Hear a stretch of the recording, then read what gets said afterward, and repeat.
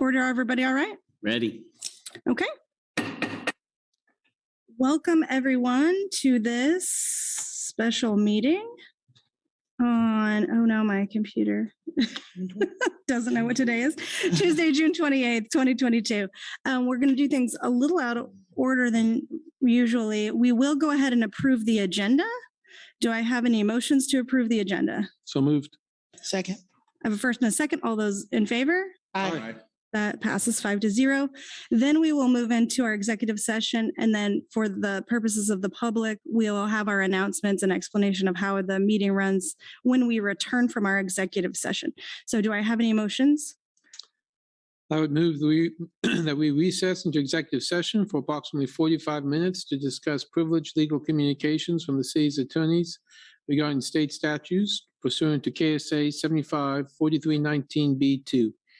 Justification for the executive session is to keep attorney-client privilege matters confidential at this time. The City Commission will resume its regular meeting in the City Commission room at approximately 5:46 after the executive session is concluded. Second. I have a first and a second. All those in favor? Aye. That passes 5-0.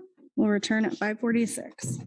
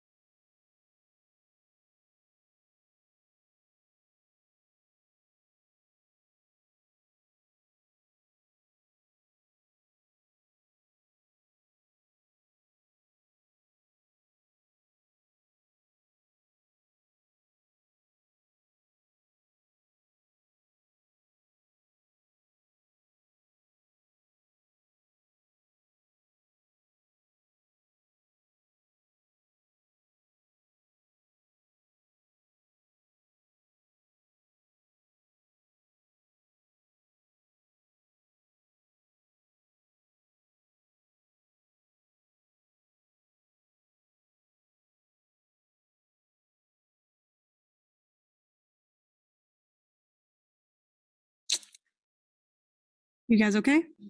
Yep. Yeah, a few more seconds. Kurt, are we good? Yes. Porter, I got a thumbs up here. Okay. Why is this thing? Welcome everyone again to the Tuesday, June 28th, 2022 special meeting of the City Commission. We have just returned from an executive session. We have nothing to report. We didn't do our normal announcements at the beginning so that the public joining us would have that opportunity to know the kind of parameters. So with that, I will allow Porter to just, sorry, that's my timer for our meeting. Allow Porter to explain those. That's me. The same one. Thank you, Mayor. Good evening, everyone. I just have a few housekeeping items for this Zoom meeting. This meeting is being recorded and broadcast on the city's YouTube channel and cable channel 25. Please remember to mute yourself during the meeting unless you are speaking. The chat function for this public meeting is disabled. All chats will go directly to me. Unless you are participating during the meeting, please turn your video off. This allows the active meeting participants to be seen on screen. You will still be able to hear the meeting. When you are participating in the meeting, please turn your video on. If you have any trouble, you can send me a chat. The city reserves the right to mute people or turn individual videos off to minimize distractions during the meeting. And now I'll turn the meeting back over to Mayor Shipley. Thank you very much. Then we'll let Sherry Riedemann give us some points about public comment. Thank you, Mayor. When the mayor calls for in-person public comment, individuals attending in person should approach the podium to indicate they wish to speak. The podium can be raised and lowered, and we encourage you to use this feature to ensure your comments are heard. Please remember to state your name before speaking. Individuals participating via Zoom should use the raise hand function to indicate they wish to speak. When you are called on, please unmute and state your name. All comments will be limited to 3 minutes.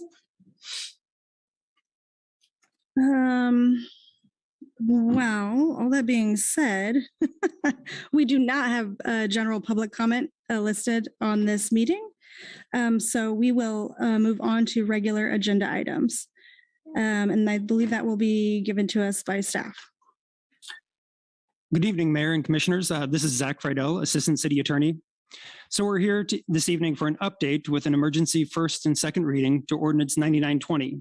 As you'll recall, this ordinance was presented in its original form to you on June 14th. The ordinance is a response to state law, House Bill 2717, aimed at sanctuary cities or welcoming cities. At the June 14th meeting, members of the community expressed concern about the ordinance and asked for a chance for an immigration attorney to review the language and for the group to provide feedback. The commission agreed, and following your direction, I met with representatives from Sanctuary Alliance twice since the June 14th meeting.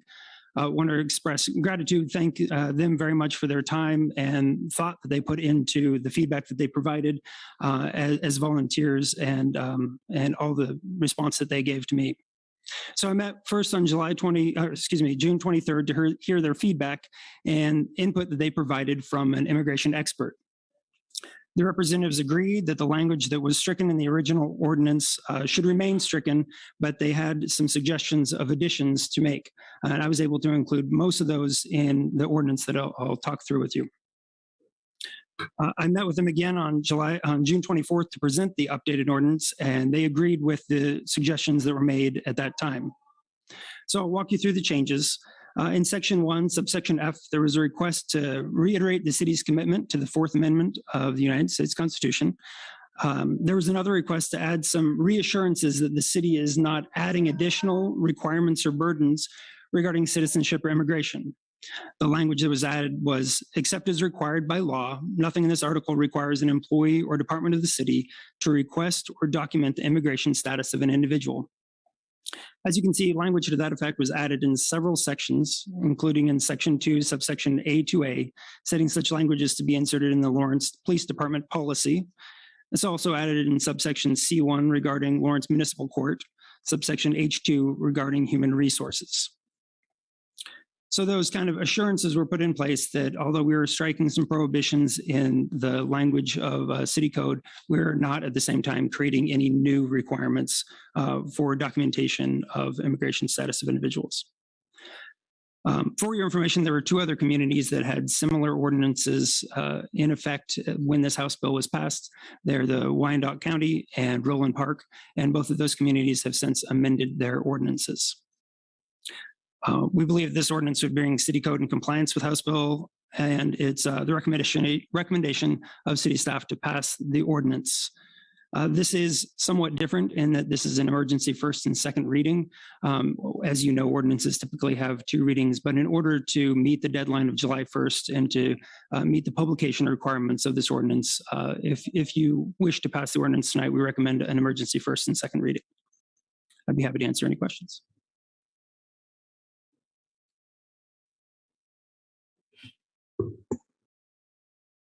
Any further questions for staff?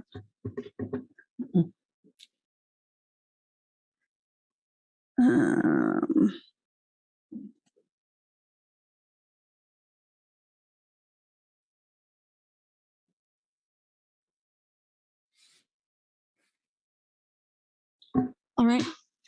I'm not sure that they're all the way ready, but let's make sure we have our community partners come up and speak if they can.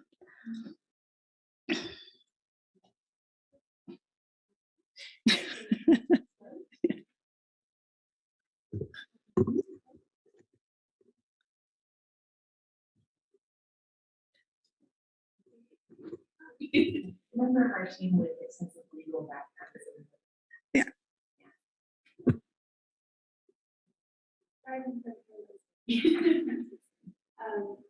What happens is start, and then we might just change a little bit of our. Sure.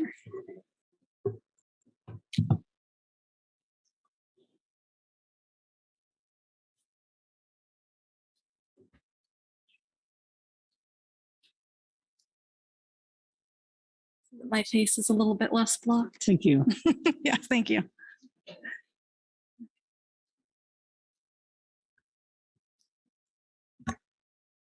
Okay.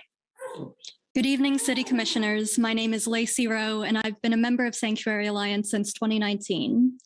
I am proud to be a part of this group, and I'm proud of the collaborative efforts that led the City of Lawrence to pass an ordinance to ensure that all members of this community could feel welcome and valued regardless of immigration status.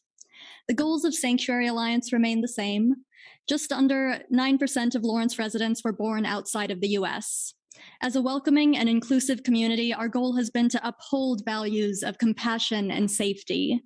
Our goal has been to ensure that the City of Lawrence, our home, followed up on its claim of being a welcoming city with codified policies, as opposed to proclamations which have no legal bearing or little-known practices which offer limited assurance.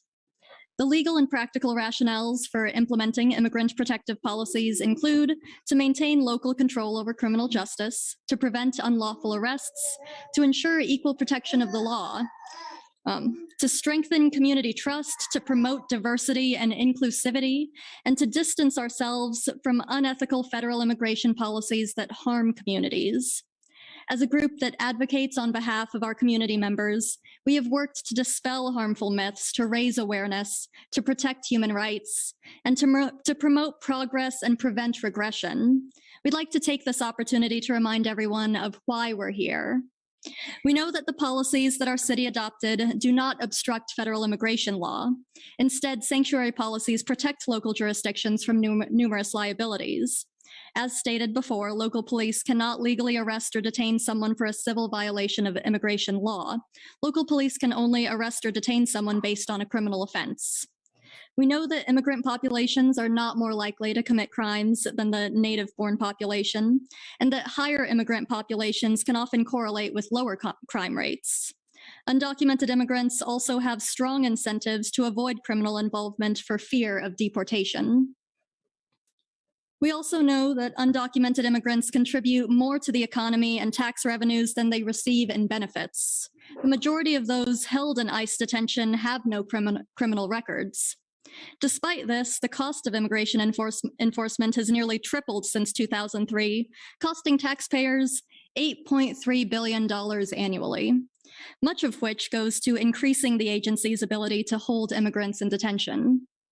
And finally, we know that our community can do better. Our community is not required to participate in these harmful practices. Thank you.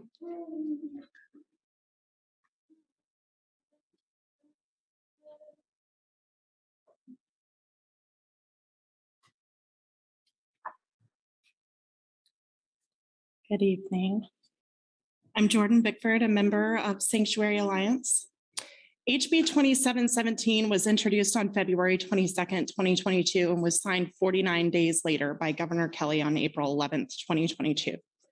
65 days later, on June 14th, an amendment to Ordinance 9736 was presented to this commission on a consent agenda. Sanctuary Alliance requested it be removed for discussion and further consideration. Here we are 127 days after the introduction of HB 2717 to review amendments to an ordinance our community worked years to pass and which was needed for decades before that. The community deserves more protections, but instead we are here to remove protections we enacted. This has been a hasty initiative by the state government to strip protections from some of the most vulnerable individuals across our state and in our community, and to support federal immigration practices which our community has fought and acted against. The amendment to the ordinance presented today is being made to comply with a law which is not yet even in effect. We are acting in the place of the state and in the place of the federal government, against our values and against the will of our community. There are two cited consequences of having this ordinance on our books. First, if the ordinance violates the bill, it would be null and void. Second, the Attorney General may bring an action to compel compliance with the bill. This ordinance would then be brought to a court review to determine whether or not our ordinance violates the bill. The consequence of the court finding our ordinance to be in violation of the bill would be that we would be enjoined to comply. At that time, we would be required to do the work that we are doing here today. We are acting preemptively to enact changes to reflect the values of state representatives who do not reflect the values of our community. The risks to maintaining the protections included in our ordinance do not include penalties or fines. It is a political risk, a risk to standing up to a state law that is in conflict with our values, but also a risk to drawing attention to a community that is already at risk. We are engaging in this work today to preserve the protections we can. This bill was passed quickly, has not had time to be thoroughly analyzed and reviewed, and we do not know what would be required to be in compliance upon a possible state court review. Recent history has shown and continues to show that the rights and protections we worked decades to secure can be taken in a moment. Laws and governments can remove human protections, dismantle civil rights, and deny human dignity. Laws and governments are not infallible, and they deserve diligent scrutiny. And it is our responsibility to stand against them when we know that they are wrong. Thank you.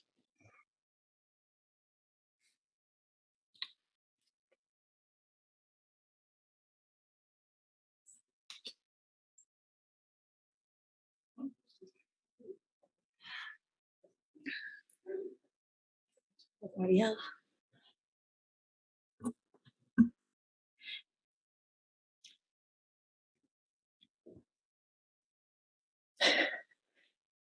I need one of these at my house. This is top tier home office stuff. Hey, I'm Alex Kimball Williams. I've been a member of Sanctuary Alliance since it got started.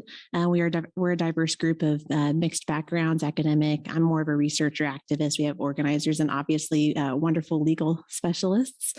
I've been so proud to be part of this group and proud of the work that we had done, obviously previously in enacting sanctuary policies in 2020. Like Jordan was saying, it's really a shame that these things can be taken down so quickly, and then the timeline that we were given was so rushed. And we obviously have limited time in different public comments, and so the piece I was going to focus on was a little bit about the police policy. Obviously, that's the next step and what we're going to be working on next.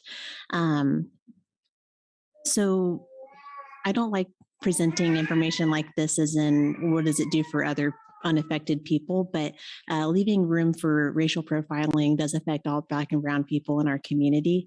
It's not just limited to people who are non-Native citizens or undocumented or mixed status families. Law enforcement, allowing them to inquire into citizenship solely based on suspicion, racial profiling, assumptions, endangers any member of our community. And so that deserves a lot of our attention, especially when we work next on the police policy. It's our responsibility to make sure that local law enforcement resources are staying within our community and that they're curated to fit what our community actually needs. Like Lacey was mentioning, sanctuary communities are safer, it's evidenced. People feel more comfortable going to law enforcement with information that they may have. They feel more comfortable calling law enforcement when they need to. And communities that have anti-sanctuary policies are less safe in comparison. And so just thinking about what our community actually needs, what was important to our community versus what's important to the state and federal agendas as well. Just a reminder that a lot of this was catalyzed by past mistakes of our local police responding to a situation that did involve ICE. And a lot of the community trust was broken at that time. And a lot of our early work was in reestablishing that, putting things into practice that would help to reestablish that. And I think it's going to be our work going forward to make sure that we're continuing to work together with our expertise that our group brings and also input from the community to make sure that we're continuing to foster that trust and make sure that, people feel comfortable coming to the police when needed. Also to protect our community members who absolutely add to our community. They absolutely add to our local economy. And sorry, having a mom brain moment. The last thing that I'll mention really quick, as I know my time is about to run out, is the importance of the Fourth Amendment constitutional rights, the rights of individuals to not be unreasonably searched or seized, and anti-sanctuary policies directly endanger that. So thank you very much.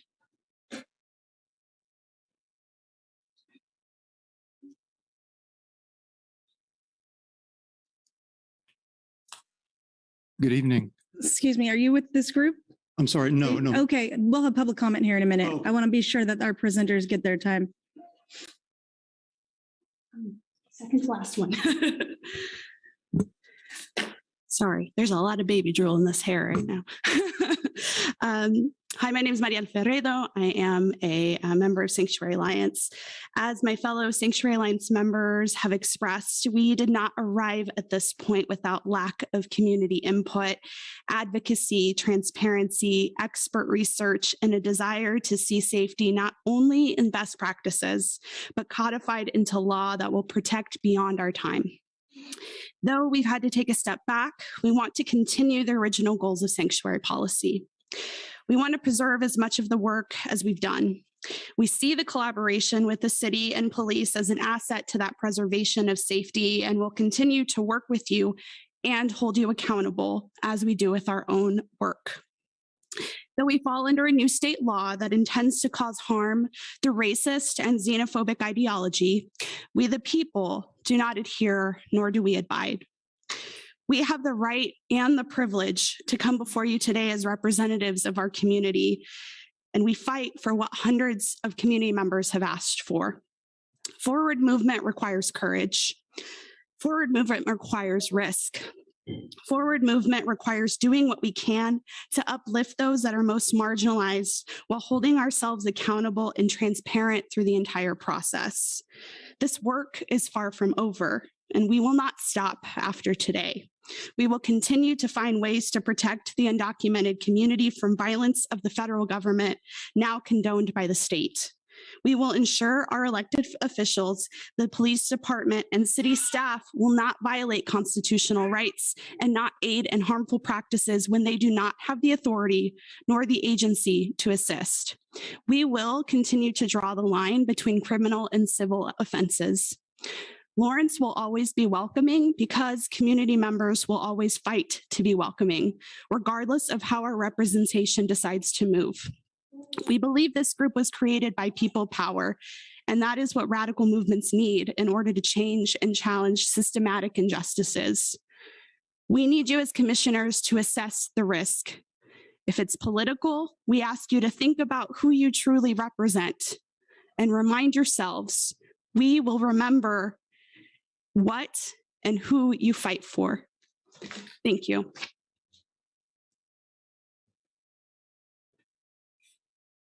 Thank you all. Are there any questions for the members of Sanctuary? Go ahead. Oh, good.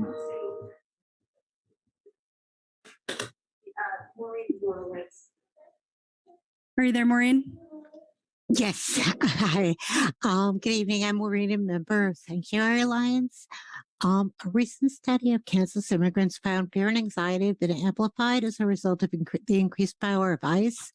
These immigrants often felt their legal status could be challenged at any time, their families separated, and their dreams crushed. This study further found this fear keeps immigrants from engaging with institutions and the broader society, with critical consequences for their future and their children's life chances, regardless of whether their children are U.S. citizens. This fear of engagement is understandable. ICE strategies include impersonating police officers, potential employers, and everyday citizens. Greater involvement of local police, as Alex said, in immigration enforcement has significantly heightened the fears that many immigrants have of police. Research consistently shows that residents associate their police with immigration enforcement, then the fear of getting deported or losing a loved one could prevent immigrants and people in mixed status families from reporting crimes or coming forward as witnesses. And this not only inhibits the ability of our police to investigate the crimes that fall under their jurisdiction, but it also diminishes public safety. Organizations working with domestic violence survivors report almost 80% of immigrant victims were scared to report their abuse to the police. 3 out of 4 advocates said their immigrant clients had concerns about pursuing their cases in court, and almost half said they worked with survivors who dropped civil and criminal cases out of fear. This fear is completely reasonable. There have been thousands of formal complaints of child abuse at ICE detention centers. Between 2012 and 2019, ICE mistakenly arrested and detained more than 1,480 U.S. citizens. In some cases, such as that of Davina Watson, who spent more than 3 years in immigrant detention, these baseless arrests have resulted in lengthy detentions or deportations. By ICE's own admission, nearly 1 in 20 people they detain are U.S. citizens. They only get those kinds of numbers by thinking anyone who isn't white doesn't belong here. During this pandemic, ICE continues conducting raids and deportations and lying about the number of people dying in their custody. At a time when many of us are rightfully devastated by the Supreme Court's assault on reproductive freedom, we may recall it's been less than 3 years since we learned about forced hysterectomies of people held in ICE detention centers. This is a chillingly familiar threat to human rights. We have a moral obligation to put every possible obstacle between the people who live in our community and the ICE concentration camps in our country. Thank you very much. Thank you, Mo. Is that everyone? Okay. Are there any questions for Sanctuary Alliance? Okay. Let's make sure there's no public comment in the room. Good evening. My name is Joe Harrington. And, I've been thinking about this issue for a while and thinking about it in the larger context of what's going on right now. And, this town was founded by people who were willing to resist unjust laws. Just up the street from me is an old stone barn where John Brown took people from a place of great danger to a place of freedom through stopping at that barn overnight in Lawrence. And, I look at what's this Supreme Court decisions over the last week or 10 days and what I've been hearing from the January 6th hearings and the anti-immigrant sentiment that's been sweeping the country. And I see this as part of a creeping authoritarianism that's going to require each of us to stand up to it and to resist it and to push back against it. And that will require some courage. It will require time, money, risk. But I really encourage you to do everything you can to resist this unjust state law. Thank you very much.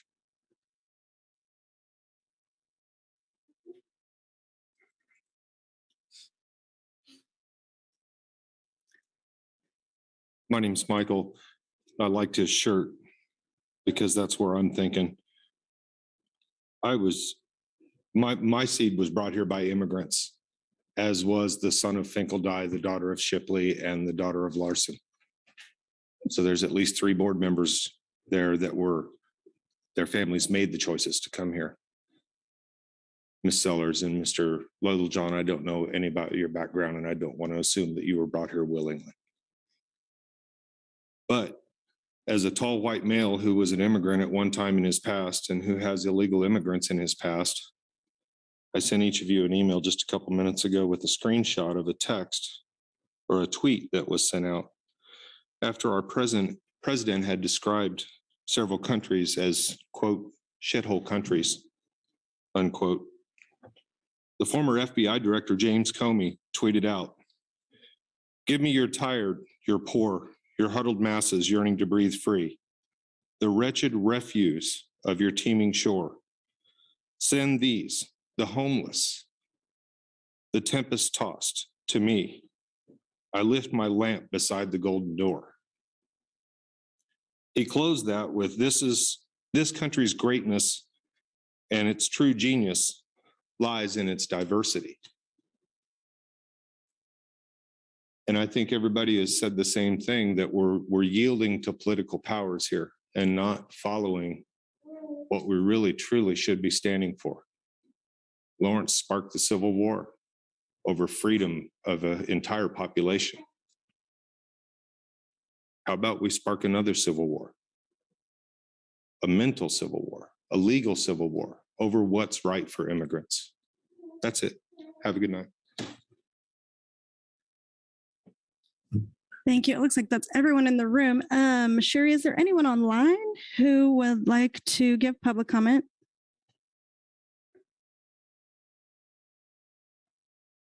There's no additional comments, Mayor. Okay. That brings us back to the commission. Any more questions or comments, discussion?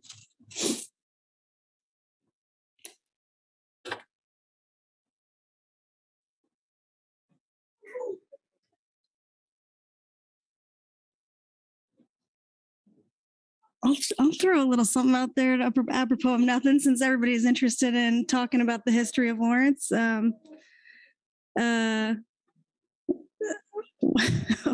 White people coming to Kansas, fighting over Black people to the eternal detriment of Indigenous people. So I appreciate when everyone brings up what our background is, but we really haven't resolved or been clear with ourselves in our narrative about what Lawrence is and isn't. So I just wanted to throw that out there. I get a little upset when we just leave out the Indigenous people in that conversation. Anything actually appropriate to the conversation?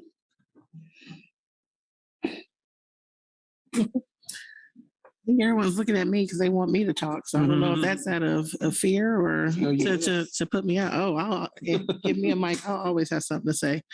And in the work that I do, I spend a lot of time looking at laws, looking at statutes, and looking at regulations. And my job consists of me reviewing regulations, ensuring that they are not only meeting current best practices, but that they are doing what they are authorized to do in state law, and that they are still relevant to the environment of which they are providing protection, health, and safety for. And so that work never stops, or else I wouldn't have a job. So I see that's something to remind me of as a commissioner, that this work never stops. And that as we continue to see changes and we're approached with creating new ordinances, amending ordinances, repealing or revoking ordinances, that this work never stops. In reading the law, in one of the sections, and specifically in section 6, the last half of that paragraph has a point that speaks to several points that our partners brought up. And it states that if a court finds that a municipality or any other person or entity has violated, is violating, or is about to violate any provision of this act, the court shall enjoin the municipality, person, or entity comply with this act. And I know that we've had legal interpretation of what enjoin may mean, or what that could mean. But again, that's one individual's interpretation, one that may not be in the capacity of executing that interpretation. And so I truly believe that as an elected official, as one of 5 commissioners up here, that regardless of vote, I don't give up, and I'm not going to give up. And it doesn't mean that I'm not going to continue to ensure that our community is safe and welcoming. If others believe that, then that's up to them. But I read this as saying that by not complying, that could be taken away from me. And if it does, so be it. But I would rather be here representing our community and fighting and engaging in our community to ensure that not only are we being safe and welcoming, but that we maintain a sense of connectedness, that I am being a good steward of our coffers, and that we are doing the things that we set forth in our strategic plan. But most importantly, for this community. And so, you know, I lean on that to say, taking a stand is by saying I'm going to continue to fight, no matter how I choose to vote. You may see that differently, but I don't, because I'm committed to this work.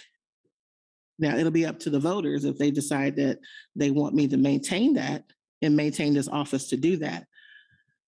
But as it stands right now, I'm committed to doing this work, and I'm committed to staying in this position to do that work. And by doing something different than that, I may put that at risk. And I believe that this community chose to vote us in to do that good work, to work together to do that. And so that's where I stand on, and that's what I believe in, and that's what I'm going to continue to do. The process continues.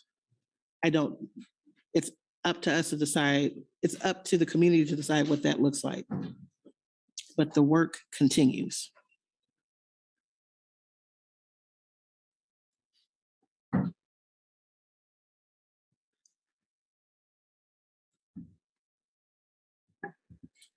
Well, I'll go.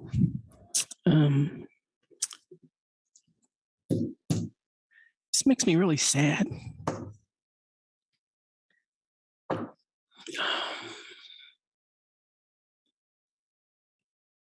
We worked on this for 2 years. Lacey, you were in there. Muriel, Alex. There was a lot of compromise, a lot of discussion. Very heartfelt. And I thought we really came up with a good ordinance. So it's just, it's in, the state can come in one swoop. Let's go. They can change it. Thank you.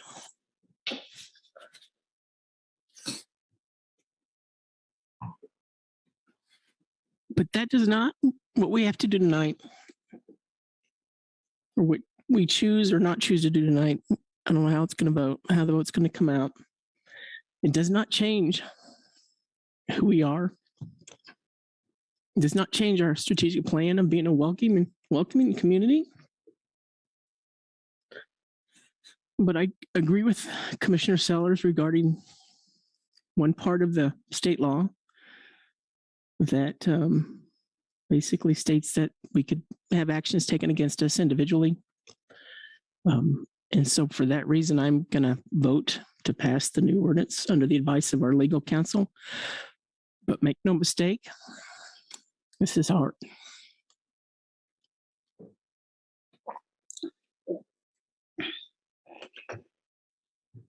I would agree with my fellow commissioners.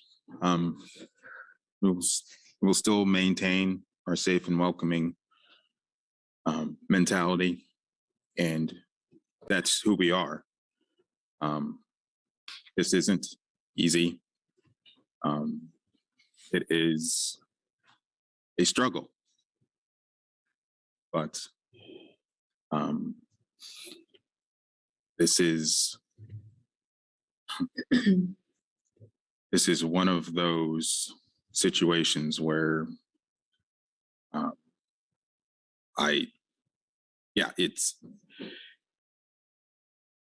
it's a very sad day.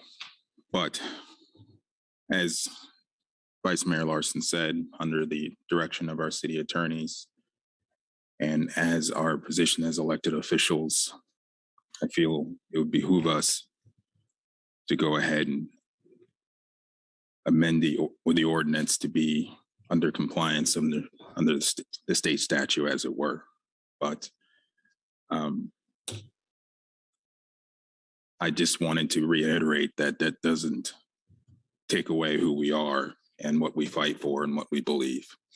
And we will continue to do that. I just echo the commissioners. I mean, I certainly supported and endorsed the ordinance as it, when we passed it a couple years ago, and I still think it's better than what we're probably going to pass tonight. But we've been put in a difficult situation, and I agree with my commissioners, and I think we have a commission that's going to continue to fight, to be a welcoming community, and that's what I hope to do as well. Thanks, everyone. I want to thank the Sanctuary Alliance for continuing to fight and pledging to fight locally, state, and federal level. I also expect continued community work with local law enforcement on the best practices to protect our community members. And I also think as a commission, because we really don't take advantage of our agency with our state and federal representatives, maybe in a way we could. So I would certainly recommend that we consider that more in the future than we have. Is that all the discussion?